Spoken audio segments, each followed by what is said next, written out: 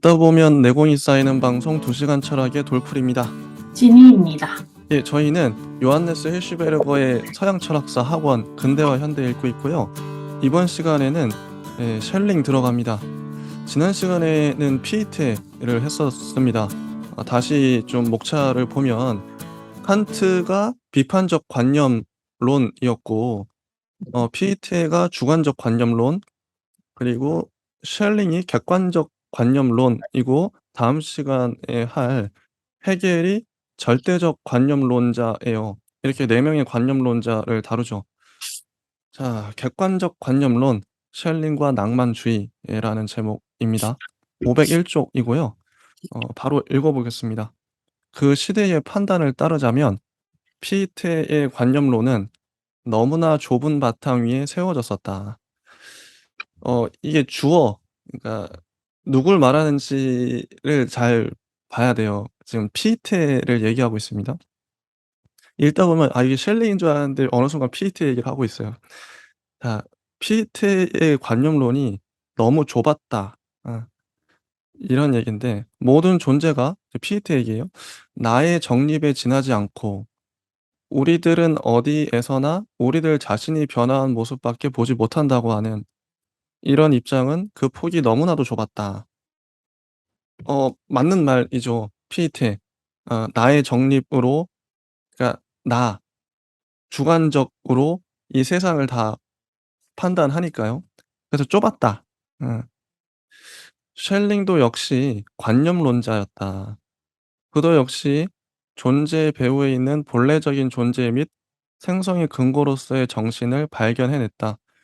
그러나 이 정신은 우리들의 나와는 독립해 있는 객관적 정신이다. 이렇게 해서 피에테의 주관적 관념론 뒤에는 셸링의 객관적 관념론이 따르게 된다. 피에테와 셸링의 차이. 피에테는 나의 정립으로 온 세계를 봤다면, 셸링은 정신, 자, 본래적 존재 및 생성의 근거로서 정신으로 보죠. 그러니까 내가 세상을 보느냐, 아니면 어떤 정신이 있어서 그 정신으로 세상을 보느냐. 그래서 객관적 정신, 객관적 관념론이 되는데요. 자세한 건 한번 뒤에 보겠습니다. 동시에 이런 점에서 칸트의 주관주의는 극복되고, 또 똑같이 중요한 일이지만 유럽의 형이상학의 가장 좋은 전통이 부활되기에 이른다. 어 칸트의 주관주의. 어 칸트도 주관적으로 봤으니까요. 근데 칸트가 엄밀히 말하면 주관적이지만 객관적이에요. 왜냐면 인간이 갖고 있는, 어 범용적으로 갖고 있는 어떤 틀이 있거든요, 범주. 모든 사람이 갖고 있단 말이죠. 내가 갖고 있는데 누구나 갖고 있어. 그럼 객관적 틀이 되죠. 주관적인데 객관적이야. 이게 인제 칸트의 설득력이거든요. 이 얘기도 좀 이따 해 보고.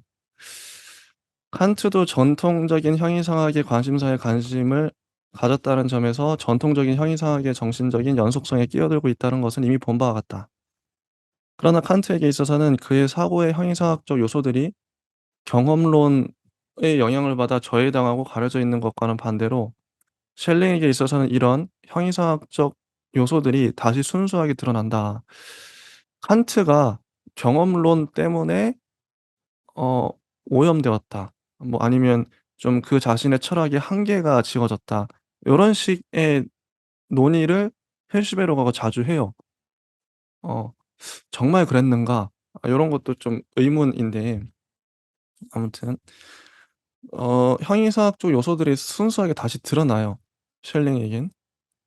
어 이 부분도 좀 포인트로 짚고 넘어갈 필요가 있고, 이런 것을 꿰뚫어 보기 위해서는 물론 우리들은 그저 남들이 하는 것처럼 스피노자와 브루노의 바탕 위에서 셸링을 해석해서는 안 되고, 독일 철학의 진짜 창시자를 한 번 더 살펴보지 않으면 안 된다. 이 계보학을 다루고 있죠. 스피노자, 브루노의 영향 이전에 진짜 창시자란 그 사이에 많은 중개자들이 끼어 있다 하더라도 마지막으로 셸링의 배후에 서 있는 니콜라우스 쿠사누스다. 저희가 아마 1 권에서 쿠사누스 편 했을 때 아마 '아, 이 사람이 진짜 독일 철학의 그 시조다.'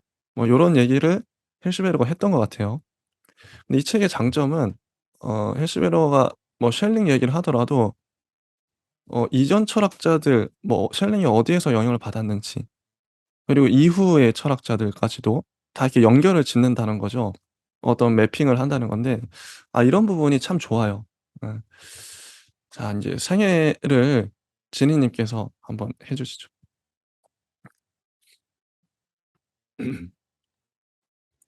네, 프리드리 비렐름 요셉 셸링의 풀네임인가 봐요. 그래서 슈바벤 종족이 독일의 정신생활에 선사한 많은 중요한 사람들 중에 한 사람이다. 그는 1775년 비르텐베르크의 한 목사 집안의 아들로 태어나 5살쯤 나이가 많은 헤겔 및 헬더를린 이렇게 되어 있는데요. 이제 티빙겐 신학교에서 공부했다. 니체에 대한 얘기도 잠깐 나오는데 니체는 내가 독일 철학이 신학자들의 피로 더러워졌다라고 말할 때 독일 사람들은 당장 이 말을 알아듣는다. 티빙겐 신학교라는 말만 하면 충분하다라고 욕을 한 일이 있다라고 해서 이제 니체의 이야기가 잠깐 들어가 있고요. 이미 1798년 괴테의 추천으로 예나대학의 정교수로 초빙받았고 거기서 낭만파의 사람들에게 끼어 1803년에 결혼을 하게 되는 카롤린의 슐레에겔을 만나게 되고 슐레겔이죠. 같은 해에 미르츠부르크 대학의 교수가 되었다가 1806년에는 다시 미넨으로 갔다. 여기에서 바이에른 학술원 회원과 미술대학의 사무총장으로 되었다. 그는 이러는 동안 에어랑겐 대학의 강의도 가다가 1827년 미넨 대학 교수와 미술대학 학장이 되었고 1841년에는 프리디 비렐름 4세가 베를린 대학으로 불렀다. 그는 여기서 헤겔의 범신론적인 마굴을 쳐부셔야만 했다. 헤겔이랑 좀 대치되는 그런 지점, 혹은 헤겔을 좀 더 강화시킨 셸링의 해석이 조금 더 맞을 것 같은데 그런 지점들을 읽어낼 수 있고 미넨에 처음으로 나타났을 때까지는 유성처럼 치솟았던 이 사람은 이때부터 반향을 불러일으키지 못했다. 그는 잠깐 동안 강의 활동을 하다가 공직에서 물러난다. 이 무렵 이미 19세기는 엄밀한 자연과학의 세기로 되기 시작했고 낭만주의 정신은 급속히 퍼져가는 냉철한 사고에 길을 비켜주고 있었다. 그는 자신의 명성을 잃은 채로 살아가지 않을 수 없었고 1854년 죽었을 때 저작들은 거의 잊혀져 갔다. 그러나 셜링만 잊혀졌던 것이 아니라 관념론 전체가 잊혀졌던 것이다. 라고 되어 있습니다. 네. 그러면 여기서 제가 좀 첨언을 음, 할 말이 좀 있어요, 이 부분에 대해서. 자 먼저 이 셸링이 1775년 태어났는데 칸트가 1724 년생이고요. 피이테가 1762 년생이에요. 셸링이 1775년 거의 동시대를 살았던 인물들인 거죠. 그리고 또 짚을 게 이 목사 집안에서 태어났어요. 그리고 티빙겐 신학교에 다녔었고요. 그래서 피이테 아니 셸링의 근본이랄까? 마음의 중심이 어디에 있는가? 저는 이 부분 목사 집안과 티빙겐 신학교 평생 하나님을 근본에 품고 살았겠구나 요런 걸 좀 추측을 할 수 있을 것 같아요. 셸링의 인제 이후의 논의들을 볼 텐데 티빙겐 신학교를 이 5살쯤 나이가 많은 헤겔 및 헬더린이라고 하는데 셸링 다음에 바로 헤겔 나오거든요. 요런 부분들 재밌죠. 동시대에 칸트, 피에테, 셸링, 헤겔이 다 살았구나. 칸트는 좀 한 50년 정도 앞서지만 이런 부분들이 좀 재밌고 서로 영향을 주고받았겠죠, 아무래도. 어 이런 생각들을 했었고 그다음에 미술대학의 사무총장으로 지내요. 미술대학의 학장도 되고 근데 셸링이 왜 미술 쪽에 좀 영감이 있었나? 취미가 있었나? 미술대학의 총장과 학장으로 지낼 정도면 잘 안다는 거겠죠. 미적 감수성을 셸링이 갖고 있었나? 그의 철학에도 그런 부분이 드러날까? 요런 것들 자연에 대한 좀 예민한 감수성이 셸링이 있었나? 요런 걸 좀 추측을 어 해 봤어요 저는. 뭐 아닐 수도 있지만.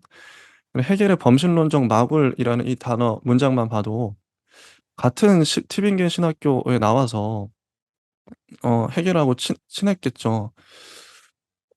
그런데 "헤겔의 범신론적 마굴이다." 그래 자기는 그러니까 셸링은 범신론을 싫어했다는 것이고 아 헤겔이 범신론이라고 셸링은 말했다고 할 수 있는데 근데 뒤에 보면 재밌는 게 셸링을 또 이 hirschberg는 "범신론적이지 않나?" 이렇게 서술을 해요. 이 아무튼 이런 부분들. 음.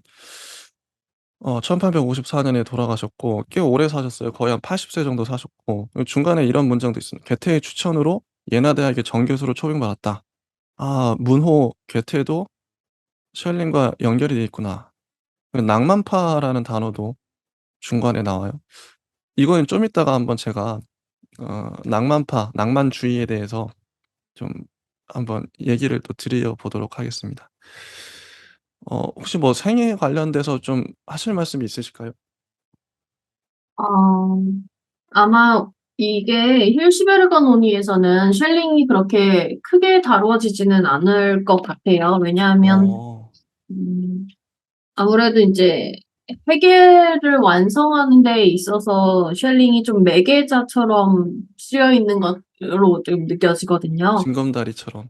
네. 음. 그래서 그게 이제 전통적인 해석이기도 하고 근데 제가 셸링을 접했던 건 사실 이제 셸링과 낭만주의라는 요 이제 전통적인 어떤 해석을 기반으로 한 셸링이 아니라 최근에 이제 현대 철학에서 많은 복권되는 전통적인 철학가들이 그러하듯이 이때 당시에는 잘 독해되지 않던 이 학자의 부분이 새롭게 독해될 때 현대 철학에서는 그 철학자들을 복권시키거나 아니면 좀 다시 새로운 독해가 이루어졌다 이런 평가를 내리곤 하는데요. 저 역시도 현대 철학 안에서의 셸링을 봤기 때문에 고렇게만 알고 있습니다. 그래서 지젝이라는 철학자 이제 좌파 철학자가 한 명 있는데 그 사람이 좀 정말 이제 절대적인 관념론으로 넘어가는 한 대목에서의 그 셸링으로만 알고 있었던 관념론자인 셸링을 유물론자로 만들었죠. 그래서 이게 셸링의 논의 안에서 그가 숨기려고 했지만 혹은 숨기려고 하지 않더라도 무의식 중에 조금씩 나올 수밖에 없었던 그런 지점들을 정신분석학적으로 발견을 해내서 셸링이라는 절대적인 관념론을 얘기하는 사람의 맥락에서 유물론을 찾아내는 그런 작업의 책을 본 적이 있는데요. 저도 이제 관념론에 대해서 정확히 알지 못하고 셸링에 대해서 정확히 알지 못한 채로 그 책에 대해서 이제 한번 봤기 때문에 좀 새로운 해석에 대해서만 좀 경도되어 있는 쪽이었고 그래서 셸링에 대해서 관심이 많이 생겼는데 전통적 해석을 또 보고 그에 대한 현대적인 해석이 이런 해석도 있구나라고 한번 염두에 두신 다음에 셸링을 같이 접해 보시면 셸링의 지점에서 우리가 이해가 안 되는 부분들에 대한 해석이 조금 더 다양하게 다채롭게 열릴 수 있지 않을까 싶습니다. 진짜 재밌는 지점인데 나 요 hirschberg의 논의 뭐 hirschberg뿐만 아니라 뭐 다른 사람도 그렇게 뭐 구분했을 수 있지만 예를 들어 칸트는 비판적 관념론자다. 어 피에테 주관적 관념론자, 셸링 객관적 관념론자 요런 식으로 정의를 딱 내려 버리는데 이 틀이 절대적인 건 아니라는 거잖아요. 음. 어 지젝이 어 아니 내가 봤을 때 셸링은 관념론자가 아니라 유물론자야. 여기서 인제 제가 딱 번쩍였던 게 그렇다면 만약에 제가 내가 그냥 읽었는데 지식도 아닌 것 같은데 아니 야 실수로 내가 봤을 땐 '이 사람은 이런데?' 이렇게 할 수도 있어요. 그게 뭐 오독이든 상관없어. 창조적 오독을 하는 거니까 누구나. 일단 내가 읽고 내가 받아들이는 게 중요한 거죠. 그래서 저는 그 좀 어떤 야심이랄까 포부랄까 그런 호기심이 있는데 야 칸트 책을 내가 읽으면 다른 누구도 해석하지 못한 어떤 부분을 발견할 수 있을 거 그러니까 누구는 이렇게 정의했지만 나는 달라. 뭐 들레즈도 그런 식으로 해석을 했으니까요. 현대 철학자들이 많이 새롭게 재해석을 하죠. 기존의 역사적으로 이러이러하게 그 철학자를 틀에 가뒀었는데 그 틀을 깨부수고 "아니야. 난 이렇게 해석해." 근데 실제로 칸트도 자기 이전의 모든 철학자들을 분류했잖아요. 아, 이 사람들을 보니까 경험론자야. 영국의 경험론자들. 대륙의 대륙의 합리론자들, 이런 식으로 칸트가 분류를 해 버렸어요. 그때 당시에 칸트는 획기적이고 어떻게 보면 누가 봤을 때는 이단처럼 보였겠죠. 아, 요런 거. 자기만의 틀을 만들어 보는 거. 나만의 틀. 근데 그게 좀 인제 지금 시대의 사람들에게 좀 설득력, 학자들한테도 설득력이 있으면 대단한 건데, 아무튼 503쪽 저작을 보겠습니다. 셸링은 사람들이 오랫동안 그렇게 취급해 왔던 바와 같은 그런 프로테우스가 아니었다는 사실은, 프로테우스는 그 신화적 인물인데 여기 설명 나온 것처럼 마음이 잘 변하는 사람 정도로 보면 될 것 같아요. 그런 사람이 아니었다는 사실은 오늘날의 우리들은 잘 알고 있는 사실이지만, 여기서 말하는 오늘날은 1950 년대 거의 한 100년 전쯤의 그런 상황이었다. 그러나 그는 많은 업적도 남겼으나 역시 변화가 무쌍한 그런 저술가였다.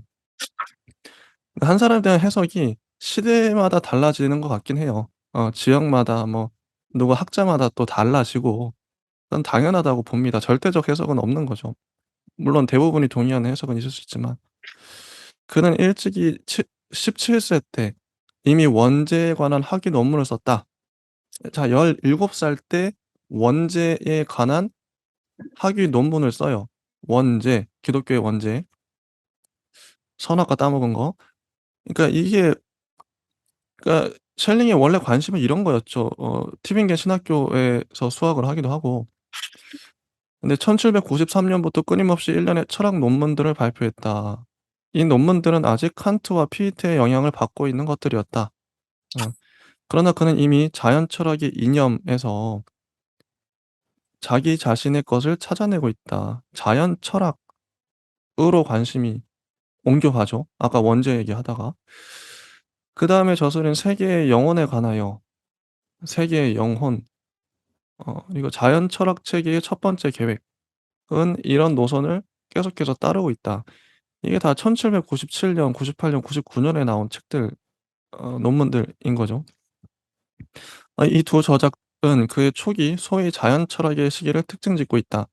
이 저작들에서 셸링은 자연을 생성되고 있는 전체라고 본다. 자연에 대한 관심, 그러니까 하나님에 대한 관심에서 죄에 대한 관심에 있다가 초기에, 어렸을 때는 그냥 자연에 대한 관심으로 옮겨갔어요. 야, 이게 자연하면 유물론이 생각이 나죠. 갑자기 이게 '왜 지색이 그 말을 했는가?' 저는 읽어 보진 않았지만 책 제목만 보고 유추가 가능하네요. 자연에 관심이 있어요. 유물론. 자연을 생성되고 있는 전체라고 본다. 이 전체는 보편적 진료로부터 시작하여 인간의 정신에 이르는 것인데, 보편적 진료에서 인간의 정신으로, 인간의 정신이란 자연적인 정신이 스스로를 직관하기 위한 눈이다. 이 시기에 하나의 다른 저작, 선험적인 관념론의 체계에서 그는 주관으로부터 객관으로 나아가는 반대되는 길을 간다. 이렇게 이 저작 부분이 참 재밌어요. 예. 다음 문단 한번 읽어 주시죠. 지금 다른 책이랑 같이 교차해서 보고 있는데요. 예. 네, 쉘링의 이제 전기와 후기 뭐 이런 것들 저작에 따라서도 구분을 할 필요가 있을 것 같아요. 음. 그래서 아까 말씀드린 그 지적이 주목했던 쉘링의 유물론적인 부분, 지점들. 그래서 쉘링이 유물론자였다 뭐 이런 게 아니라 음. 어떠한 이제 전기, 후기로 나눠서 봤을 때 후기 저작에서 발견되는 유물론자적인 면모 뭐 이런 식으로 어. 보시는 게 더 나을 것 같고요. 특별히 어떤 저작에 집중을 해서 봤을 때 그런 면모가 더 두드러지는지 요런 걸 우리가 포착을 잘 해야 되는데, 지쟁이 쓴 나눌 수 없는 자녀라는 책에서는 셸링의 미완성본으로 말이 되어지는 그 우주의 역사라는 책을 탐색하고 그 안에서 유물론적인 면모를 뽑아냈다고 하는데요. 음. 그 책을 여기에서는 어디에 저작에 위치해 놓았는지, 그리고 그 저작에 대해서 여기 hirschberg가 얘기를 하면 너무 좋겠지만 하지 않더라도 그 자연에 대한 관심이라든지 자연에 대한 관심의 극단에는 궁극적으로 쉘링이 가지고 있었던 신에 대한 상상력이 있을 텐데 그 지점을 어떻게 풀어놓았는지를 우리가 잘 보고 판단을 해봐야 될 지점인 것 같아요. 그래서 그 부분을 어디 있는지 한번 찾아보면서 읽을 것 같고요. 504페이지입니다. 이제 두 번째 시기, 여기서부터 읽으면 될까요? 예, 맞습니다. 예. 두 번째 시기, 세 번째 시기 이렇게 해서 이제 쭉 다음 조까지 저작해서 나와 있는데요. 한번 찾아볼게요. 쉘링은 두 번째 시기에서 자연과 정신을 절대자 안에서 일치시킨다. 이 부분일 것 같죠? 저는 이 지점을 조금 더 쉘링의 좀 핵심적인 부분으로 잘 봤는데요. 쉘링의 두 번째 시기에 자연과 정신을 절대자 안에서 일치시킵니다. 이 문장 하나만 잘 이해를 해도 쉘링이 어떤 논의 주장을 했는지에 대해서 좀 짐작을 해볼 수 있고 우리가 앞서서 피히테라든지 칸트 얘기를 할 때 정신은 조금 별개였어요. 그런데 이제 쉘링은 마치 우리가 스피노자 얘기할 때를 떠올리게 하는 것처럼 유사하게 자연과 정신을 좀 동일시켜 놓고 그 자연에 대한 개념이 스피노자의 자연과 완전히 일치하진 않았겠지만 좀 비슷하지 않을까 이렇게 우리가 추측을 해볼 수 있습니다. 그래서 절대자라는 신의 개념이 여기 안에서 또 등장하죠. 그래서 이것이 동일 철학인데 우리 쉘링을 다른 책들에서는 동일 철학이라고 설명을 많이 하더라고요. 그래서 이 부분도 한번 이해를 해보고자 열심히 노력하는 시간이 오늘의 핵심일 것 같습니다. 대략 1802년부터 1809년까지의 일이다. 이 시기에 속하는 것은 이미 그 제목부터가 특색이 있는 브루노와 대학에 있어서의 연구 방법에 관한 강의다. 그리고 1809년부터 시작되는 세 번째 시기에서 그의 눈을 뱀에게 돌리게 한 웨팅거와 바하더의 영향을 받으며 신지학적, 그노시스적인 방향으로 나아간다. 이제 이 신과 더불어서 그 우주 전체를 어떤 식으로 바라봤는지가 이제 쉘링의 핵심적인 동일 철학이 구성되는 그런 스토리일 텐데 그 그노시스도 이 안에 포함되어 있을 것 같습니다. 이 시기에 그의 관심을 끌었던 것은 인간의 자유에 관한 철학적인 연구에서 볼 수 있는 바와 같이 우선은 자유의 문제였고 그 다음에는 신화, 계시, 종교 등 세계 소위 적극적인 철학이었다. 초기에는 계속해서 저작들을 발표했던 셜링도 이 시기에는 자신을 잃게 되었다. 아마 이 지점에 지적이 주목하지 않았을까 싶어요. 이제 후기 부분에 이론가들마다 되게 야심차게 전기 초기에서는 야심찬 행보를 보이던 사람들도 논의를 전개해 나감에 따라서 후반부에 가서 많이 흔들리죠. 그래서 아포리즘적인 면모들도 많이 남겨놓고 돌아가시기도 하고 유고집에서는 그 지점을 해소하고자 했지만 끝까지 해소시키지 못한 지점들을 우리에게 후대까지 남겨놓고 그 지점에서 후대가 이제 새로운 해석들을 내놓는 그런 지점이 이제 현대 철학의 어떤 작업들일 텐데 이런 부분들에 주목을 한다면 우리가 또 새로운 해석들을 볼 수 있겠죠. 그는 지치지 않고 연구하고 GPS나 출판하는 것은 몇 가지 되지 않았다. 이 시기 주저 세계의 나이는 12번 이상 고쳐 써졌는데 이것은 현재 미넨대학 도서관에 보관되어져 있다. 이 저작은 1815년 간행되었으나 다시 거두어들여지고 1946년 슈레터가 1944년 불태워진 세계의 나이의 제1권 셜링이 직접 쓴 유고를 그냥 그대로 미넨 기념판 부록으로서 간행했다. 신화학의 철학과 계시의 철학에 관한 강의들은 이 세 개의 나이를 바탕으로 하고 있다. 셜링은 이미 1820년대 이 강의들을 부정하는 말을 하고 있고 특별히 1841년 이후 베를린에서 이것들을 부정하는 말을 많이 하고 있다. 이 강의들은 적극적인 철학을 논하고 있다. 그래서 도대체 이 적극적인 철학이 어떤 의미인지 이런 것도 우리가 이해해 볼 필요가 있겠습니다. 이 강의들의 주된 대상들은 진정한 현실, 실제, 자유, 신 등에 관한 문제들이고 여기서 쉘링은 실존하고 있는 신을 찾아 헤매고 칸트, 피히테, 헤겔 등에 있어서 소극적인 철학은 이 이념 안에 있는 신에게까지는 도달해 있으나 참된 실제에도 또 자유에도 이르지 못하고 있으며 따라서 참된 신에게도 이르지 못하고 있다는 것이다. 이런 비판은 1827년 미넨대학 강의 근세철학 예컨대 데카르트의 본체론적인 신증명에 관한 해석과 특히 계시의 철학과 같은 8번째 강의 등에서 분명히 말해지고 있다. 이제 슐링의 이런 후기 철학은 우리가 아까 후기 철학에 주목한다고 했는데요.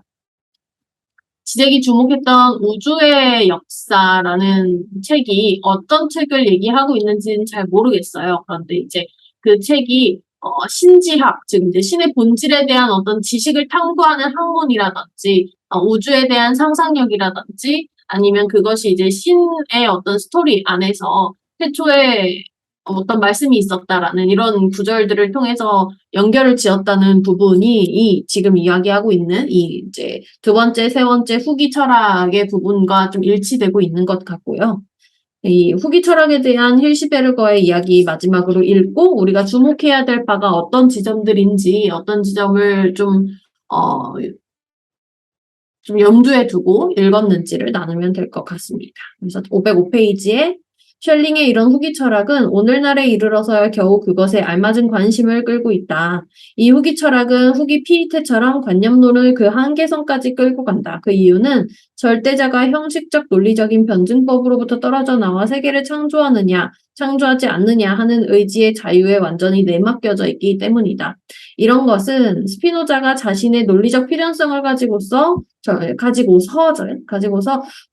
절대자를 생각했던 것과는 다른 것이다. 이런 자유가 동시에 의미하는 것은 그 절대적인 적극성에 의해 아포스테리오하게 이제 아포스테리오리라고 하는 우리 이 개념을 아프리오리랑 좀 이제 우리가 대비시켜서 우리가 봤던 그런 기억을 되살려서 그렇게밖에 알려지지 않는이라고 하는 제1원리에 바탕하고 있는 실제를 정립하는 것이다라고 정리를 해 두었습니다. 이제 그때 이 해석은 우리가 힐시베르거의 책을 읽고 있는 와중이기 때문에 그 당시 해석일 수밖에 없다는 점, 그리고 그 당시에 힐시베르거의 논의가 많이 들어갈 수밖에 없었고 힐시베르거가 또 독일 사람이라는 점에서는 1950년대, 60년대에 그 즈음의 독일 정론 아니면 독일의 어떤 철학과 교수가 할 수 있는 일반론이라고 이해를 하면 되지 않을까 그렇게 생각을 하고 읽었습니다. 여기 하나 더 좀 중간에 나오는 동일 철학, 전 동일 철학도 뒤에 나올 텐데 그러니까 모든 것들을 그러니까 이원론 같아요. 제가 봤을 때 동일, 모든 게 하나로 다 수렴이 되는, 결국 다 똑같아. 응. 객관과 주관 똑같고 뭐 이런 얘기를 뒤에 하는데 재밌죠, 이런론. 그리고 중간에 인제 "신지학적 그노시스적인 방향으로 나아간다." 요런 말이 있는데요. 제가 화면 요 공유를 보시면 어 영지주의에 대해서 인제 그노시스적인 게 영지주의거든요. 요거를 좀 잠깐 얘기를, 여기 보시면 나무위키에 제가 또 찾아왔습니다. 영지주의란 무엇인가? 그노티시즘 나오죠. 그노시스. 헬레니즘 문화에서 동서양의 철학과 종교 사상이 조화되어 나타난 이원론적 사상 운동이다. 오래된 유대 신비주의교 카발라와 연관이 있으며 이 사상 운동을 밑에 나오는 기독교 이단으로서의 영지주의와 구분하여 전영지주의라고 부르기도 한다. 영지주의의 골자는 신의 피조물인 영혼이 악마의 창조물인 물질에 갇혀 고통받고 있으므로 구원에 대한 영적인 암을 통해서 탈출해야 한다는 것이다. 이 이원론, 이게 핵심이죠. 영혼은 신의 피조물인데 물질은 악마의 창조물이야. 그러니까 물질은 악하죠. 영혼은 되게 선하고, 그러니까 우리는 이 물질을 탈출해야 된다. 영적인 암을 통해서. 이런 게 인제 영지주의라는 건데요.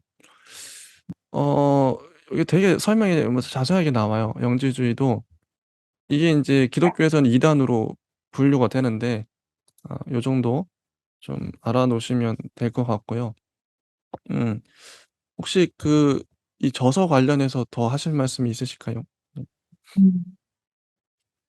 일단은 우리가 보고 있는 책을 중심으로 봐야 되니까 음. 다른 책들도 참고해서 보실 수는 있겠으나 음. 이 책의 그 철학사에 따라서 셸링을 언급한 책도 있고 아니면 관념론으로 그냥 퉁치고 넘어간 그런 책들도 있긴 하더라고요. 그래서 좀 현대에 쓰여진 것이라면 쉘링을 얘기를 많이 했을 텐데 그 이전에 쓰여진 거라면 진짜 쉘링에 대한 얘기가 크게 없다. 그래서 그랬을 때 현대적인 어떤 해석에 있어서 쉘링이 조금 더 중요한 관념론자이구나 정도를 이해를 하시고 보시면 될 것 같습니다. 네. 자, 생애와 저작은 여기까지 하고요. 다음 시간에 쉘링의 철학을 본격적으로 들어가 보도록 하겠습니다. 네, 여기까지 하겠습니다. 감사합니다. 감사합니다.